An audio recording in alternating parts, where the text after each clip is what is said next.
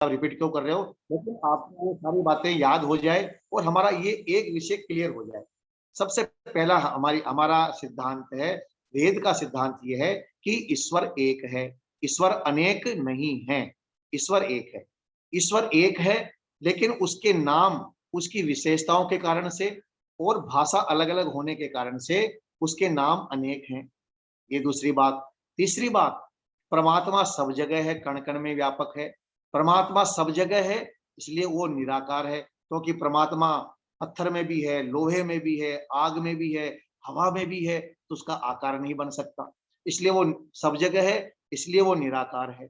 सब जगह है, निराकार है, इसलिए वो सर्वज्ञ है, वो सब कुछ जानता है।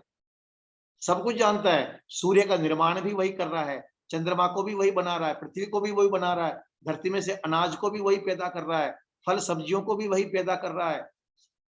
हमें हमें हमें भी पेट में हमारे शरीर का निर्माण भी वही कर रहा है, सारे जीव जंतुओं का शरीर के का निर्माण भी वही कर रहा है, इसलिए वो सब कुछ जानता है। तीसरी बात। और चौथी बात है, जो भी परमात्मा इस सृष्टि को बनाता है, बिगाड़ता है, चलाता है, इसलिए वो सर्वशक्तिमान है। इस दुनिया को बनाने में परमात्मा किसी की सहायता नहीं लेता। तो अब आप यहाँ समझिएगा इस बात को। और परमात्मा का आज हमने विषय रखा कि परमात्मा का जो मुख्य नाम है वो है ओम।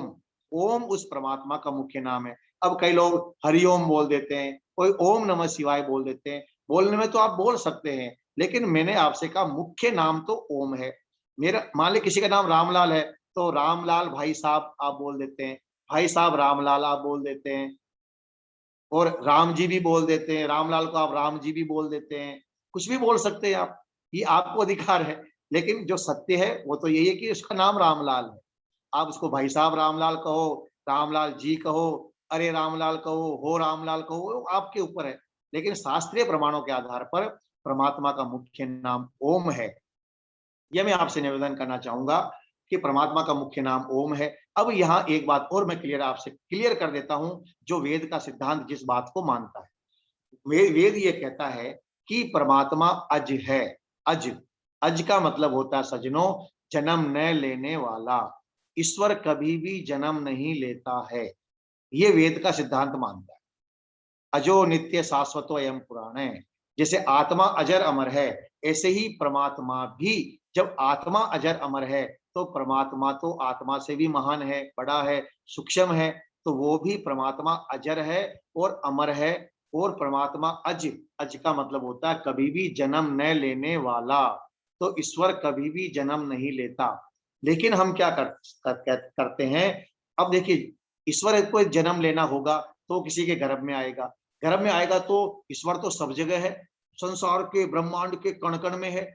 अब इतना बड़ा ईश्वर, इतना दूर दूर तक फैला हुआ अनंत, अनंत है परमात्मा, अनंत।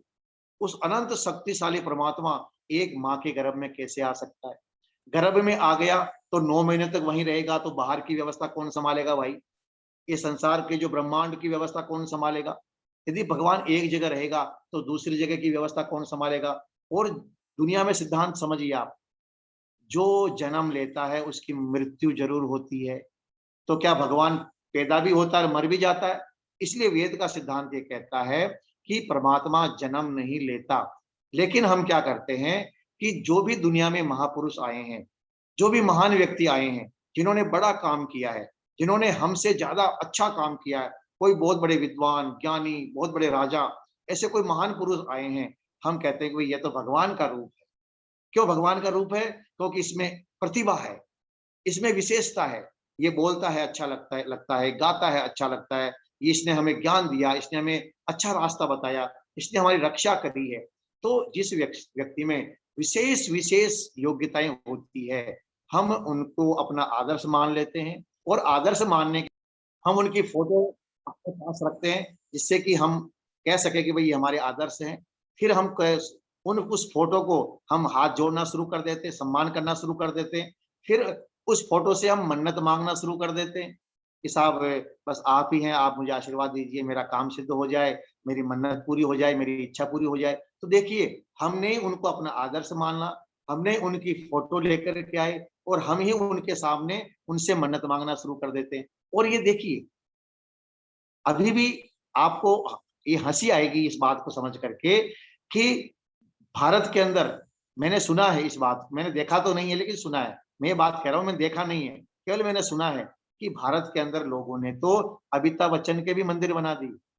अब जो अमिताभ बच्चन के फैन हैं, उन्होंने अमिताभ बच्चन को कहा, साहब अब हमारे तो यही महानायक है। भाई वो